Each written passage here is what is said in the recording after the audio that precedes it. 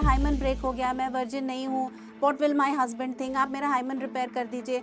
And what they feel worried because I have done fingering, what if I now don't bleed during my first night.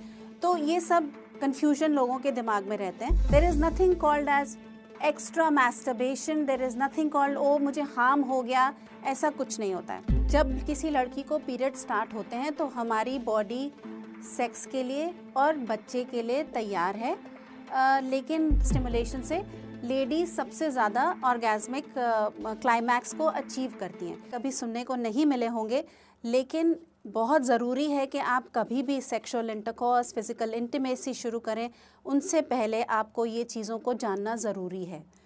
मेरा एक Endeavour रहा है कि sexual education Delhi में, India में सभी के आसपास पहुँचे।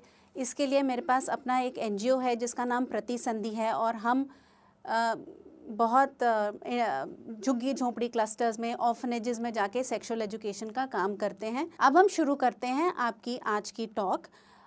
सबसे पहले मैं बात करूंगी कॉमन चीज़ों की जो मेरे पास पेशेंट्स आते हैं कंप्लेंट्स लेके और जो यंगस्टर्स जानना चाहते हैं। पहला कि वर्जिनिटी क्या है। देखिए, वर्जिनिटी का जो लीगल टर्म है वो ये है कि जिस भी आदमी या औरत ने पेनिट्रेटिव सेक्स किया हो वो वर्जिन नहीं कहलाता है। मतलब वर्जिनिटी मीन्स अगर आपने पीनिस और वेजाइना का पेनिट्रेटिव सेक्स नहीं किया है तो आप वर्जिन हैं। ये हमारी लीगल डेफिनेशन है। सेक्स जो है वो बहुत तरह से किया जा सकता है। ओरल सेक्स है, लोग फिंगरिंग करते हैं, लोग मैस्टरबेशन करते हैं, लोग क्लाइटोरल स्टिमुलेशन करते हैं। सो किसी भी तरह के फॉर्म को हम एज अ सेक्सुअल एक्टिविटी मान सकते हैं। लेकिन जब आप पेनिट्रेटिव सेक्स करते हैं, जब आप वेजाइना और पीनिस का इंटरकोर्स करते हैं, तो हम उसको सेक्सुअल इंटरकोर्स मानते हैं, या फिर हम मानते हैं कि अब आपने ये एक्टिविटी शुरू की तो अब आप वर्जिन नहीं हैं। सो इम्पॉर्टेंट चीज़ ये है कि वर्जिनिटी होना या ना होना उससे आपकी सेक्सुअल एक्टिविटी डिफ़ाइन नहीं होती है। बहुत सारे यंगस्टर्स मेरे पास आती हैं, बहुत सारी यंग गर्ल्स जो मुझे बोलती हैं, डॉक्टर आप मेरा हाइमन चेक कीजिए, मेरा हाइमन ब्रेक हो गया, मैं वर्जिन नहीं हूँ, what will my husband think, आप मेरा हाइमन रिपेयर कर दीजिए।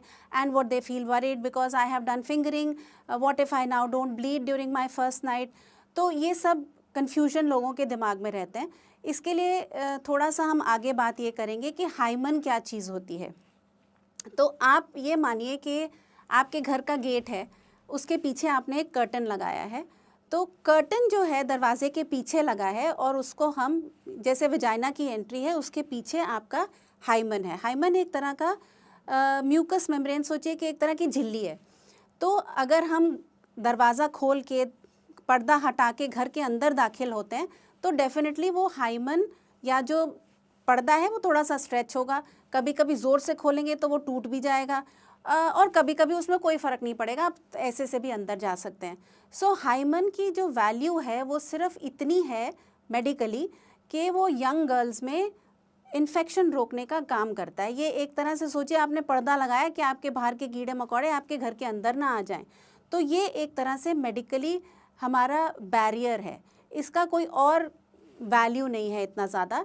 ब्लीड होना ना होना बहुत कुछ डिपेंड करता है, आपका कर्टन कैसा है, बहुत लैक्स है, बहुत टाइट है, उसमें ब्लीडिंग होगी, वो फटेगा या कैसा होगा, वो बहुत चीज़ों पर डिपेंड करता है।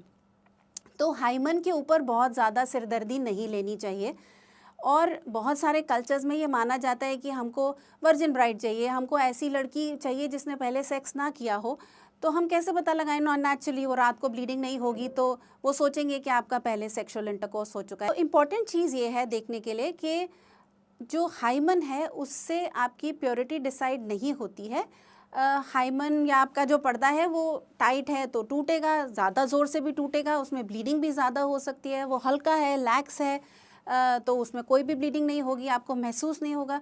तो हाइमन की प्रेजेंस या एब्सेंस या ब्लीडिंग होना या ना होना आपकी प्योरिटी को डिफाइन नहीं करता है। आपकी प्योरिटी आपके माइंड में है और आपके विचारों में है। दुबई में भी कई लड़कियां आती थी, वहाँ पे एक और प्रोसीजर कहा सर्जरी के अलावा होता था, जिसमें कहा जाता था कि वो एक छोटा सा इंक फिल्ड बलून डाला जाता था हाइमन के जस्ट पीछे, कि वो जब पेनिट्रेशन के टाइम पंचर होगा तो वो उसमें रेड कलर का ब्लड निकलेगा या इंक निकलेगी, जिससे सोचा जाएगा कि आप प्योर हैं।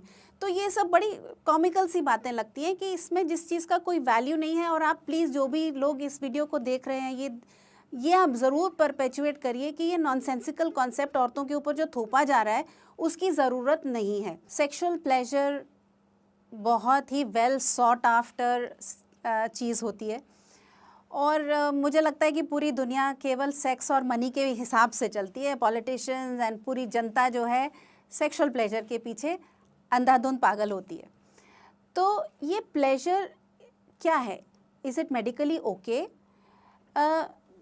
देखिए, प्लेजर जब कोई भी लड़की 13 साल की या 12 साल की, जब उसके मेंस्ट्रुअल पीरियड स्टार्ट होते हैं, इसका मतलब हमारी बॉडी में हार्मोन्स उस तरह के हैं कि आपको प्लेजर की सेंसेशन होनी शुरू हो जाती है। कुछ एक्टिविटी होती हैं जिससे आपका जो प्लेजर ऑर्गन है, जिसको हम क्लाइटोरिस बोलते हैं, तो वो स्टिमुलेट होता है। बहुत सारे लोग अननोइंगली, इवन बच्चे, इवन देखा गया है कि इवन अनबॉर्न बेबीज़, अल्ट्रासाउंड में कैच होता है कि even unborn babies can also mutually manually stimulate themselves and bring themselves to orgasmic rhythms. तो कुछ भी उसमें प्रॉब्लम नहीं है। जो भी चीज़ आपको प्लेजर देती है उसमें प्रॉब्लम की तो कोई बात ही नहीं है। अब ये प्लेजर आप किसी भी तरीके से अचीव कर सकते हैं। आप अपने आप को, अगर आप पार्टनरशिप नहीं चाहते हैं तो आप अपने आप से मैस्टरबेशन कर सकते हैं। आप अपने आप को किसी भी तरीके से प्लेजर की सिचुएशन में ला सकते हैं। आप क्लाइटोरल रबिंग, कुछ भी, कई लोग अपने आप को रब करते हैं बेड से, हार्ड ऑब्जेक्ट से, फिंगर से, पेंसिल से, पेन से, कुछ भी, जो भी आपको प्लेजर देता है उसमें एज लॉन्ग एज आपको इंजरी नहीं हो रही है, एज लॉन्ग एज आपको इन्फेक्शंस नहीं हो रही हैं, you are safe. Solitary sex जो हम मास्टरबेशन बोलते हैं, that is extremely safe and medically there is no problem.